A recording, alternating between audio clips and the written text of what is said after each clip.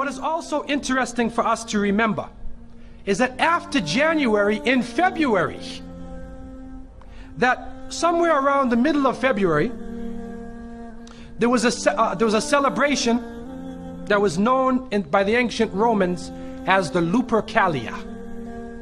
And the Lupercalia was a ceremony, and luper means wolf. And they depicted a wolf chasing a little girl. And so the Lupercalia was the celebration of the wolf. And the authorities there would gather together young people, and they would put their names into a box, men and women, and they would take out the names, and whoever was your partner for the day, and all types of sexual activity went on during that day. They were totally out of control. That is the Lupercalia. Now, around February 14th, around 270 AD of the Christian era, a bishop by the name of Valentine, he was trying to work with the Roman soldiers because the Roman emperor had imposed upon his soldiers that anybody who joined the army could not get married, because if you got married, you're thinking about your wife all the time, and you're a useless soldier.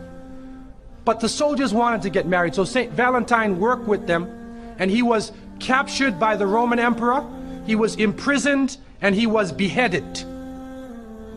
And so a legend formed around Saint Valentine's Day. In one case, it said he even helped a blind young girl. He was trying to help her get married. And so she wrote a note, and it was found in his jail cell, "To my Valentine." And so now you have Valentine's Day.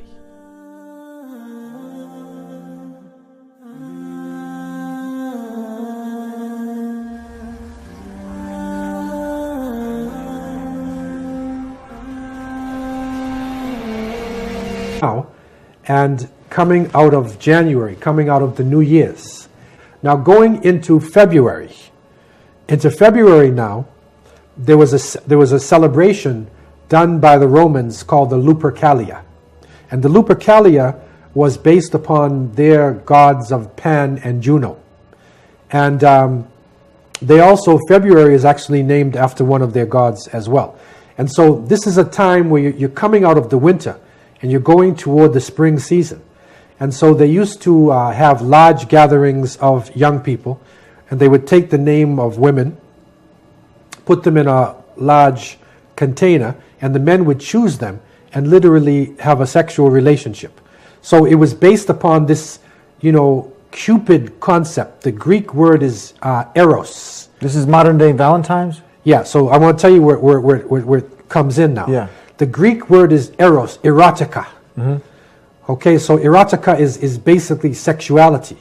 And so that was the main issue on this occasion. And this is where you get cupids from, and hearts and things like that, because this is actually the ceremony of, open sexuality. What happened was they combined this with an individual named Valentine, who in the Roman times, in the 3rd century of the Roman era, he was protecting young people. The Romans said no marriage because we want men to fight strong in battle, so we're not going to let you get married. Valentine, a religious priest, he disagreed with this. They put him in jail. He went against the state. Eventually they executed him. And on the day of his execution, he wrote a letter to 2 of the young people getting married, and he said, "From your Valentines." So that's where Valentine, he's Saint Valentine's. So they took the concept of the open sexuality, put the name of a Christian priest on it, so it seems like a holy day, but actually it's the open sexuality of the Lupercalia. And that is the dangerous thing for Muslims and people of conscience to get involved in this, because what happens is pornography, erotica, this overcomes everything else. So it seems like it's innocent. It's like they say, a wolf in sheep's clothing. It seems like it's innocent because Valentine was protecting young people. But the reality is, it is an occasion where more people commit fornication and adultery, where rape happens, unwanted pregnancy. It is actually a dangerous time. And so therefore, we're saying to Muslims, don't play around with the devil.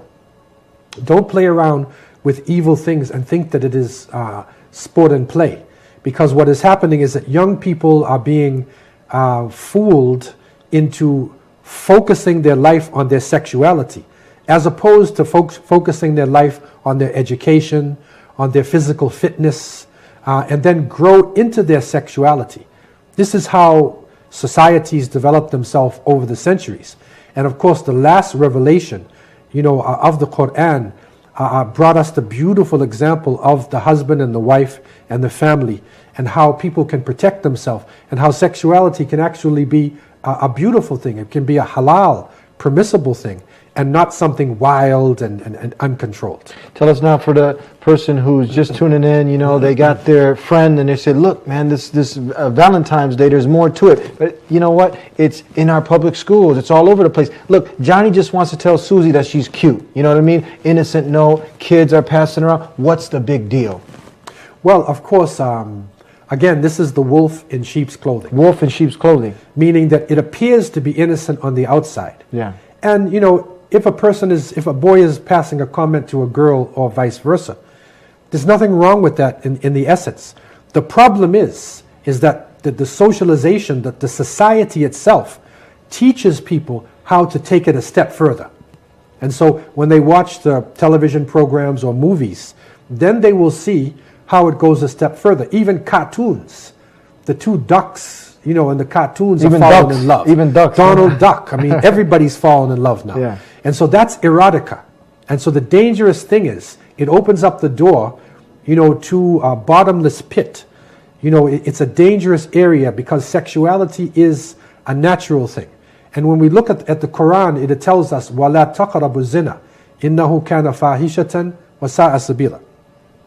The Quran, the Last Testament says, do not come close to fornication and adultery. Now, what Islam is saying about sexuality is very important, because the Creator of the heavens and the earth is revealing to people there are certain actions that you shouldn't do.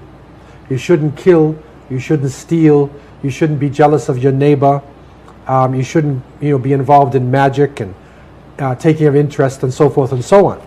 But when it comes to adultery and fornication, Allah says, وَلَا تَقْرَبُوا الزِّنَا إِنَّهُ كَانَ فَاحِشَةً وَسَاءَ سَبِيلًا in Surah Isra. So it says, don't come near fornication, don't come near adultery, because it is an abomination and it will destroy everything in the path. So this is a dangerous thing. It doesn't say don't commit adultery. It said don't come near it. Now, why is there a difference between killing and adultery? Because killing is not a natural thing.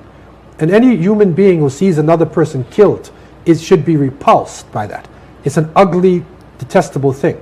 But sexuality, that's what our bodies are created for. And so a man is naturally attracted to a woman. A woman is attracted to a man. So that's why Allah said, don't come near it. Because it's something that we want to do. We are built to do that in order for the species, to maintain itself. So therefore, what Islam is saying is that yes, have sexuality, but do it within the confines of marriage. Do it in an organized fashion where the man respects the woman, where the family is set up, where he takes care of his children. That's the way it is. The Lupercalia, the Valentine's erotica concept, is uncontrolled, undisciplined sexuality. And it starts with that little note sent to Jane or sent to Zainab. That's how it starts off, just the innocent. That's how it starts. But then the pink hijab. Yeah. I don't know if they have pink kufis or the pink thobe. So we don't do or whatever that. it is. No, we don't get involved at all.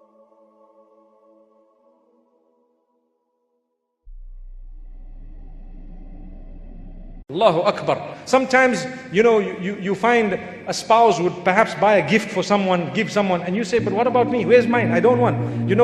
Valentine's Day for us is every day of the year. Valentine's Day. Every day of the year. Meaning, we don't mean St. Valentine and so on, but expressing love should not just be on a certain day. But I know of Muslims whose marriages have broken because the husband did not bring a rose or a flower or a gift for the wife on the day of Valentine's. Muslims, marriage broken. Valentine's Day. Valentine's Day? I want out. I want out. All my friends got flowers. I didn't get anything. I want out. Finish. Bad. How am I going to show face to my friends? My sister, you don't need to show face. A marriage that works is not a marriage that is displayed on Facebook. A lot of those are actually not working. That's why they have to show it on Facebook. If yours is working, you're busy working it. You're not busy on the net. Allahu Akbar. So people want to put, oh, me, my husband and I, and you're hugging and you're kissing and the picture's up. Wallahi, the evil eye is the truth. It happens, it comes. You want to show everyone how delighted you are. Tomorrow, broken. What happened? Woo. Everyone was saying, what a couple. They're getting along so well. Ooh, Allahu Akbar. People forget Allah's name. And so next thing you're busy fighting and you don't know. Why do you have to show? Why do you have to say, oh, my beloved husband, and speak to the globe? Tell your husband that. Subhanallah. Tell your wife that. So this is why we say, I know of another marriage that broke because the wife suspected the man of giving her flowers that were supposedly from someone else. How's that? Allahu Akbar. So here comes the day of Valentines, and the flowers came. I told you the flowers are supposed to come anytime, not only when you go to the graveyard. Sorry, I need to explain myself. You know, at the graveyard, you get these roses on people's graves. Sometimes the people put, in Islam, we're not supposed to be doing that. You'd rather make a dua for the deceased than to do that. But some people, when they go to the graveyard and they're standing there, they see a rose. Hey, that's good for my wife. Take it. So the only time they get roses, one woman says, every time my husband gives me a rose, I've got to ask him, did you pass by the graveyard? So the reality here is, there was a case, and this happens, and I'm talking about it because it's connected to the knot. There was a case where a man says, he came with the flowers.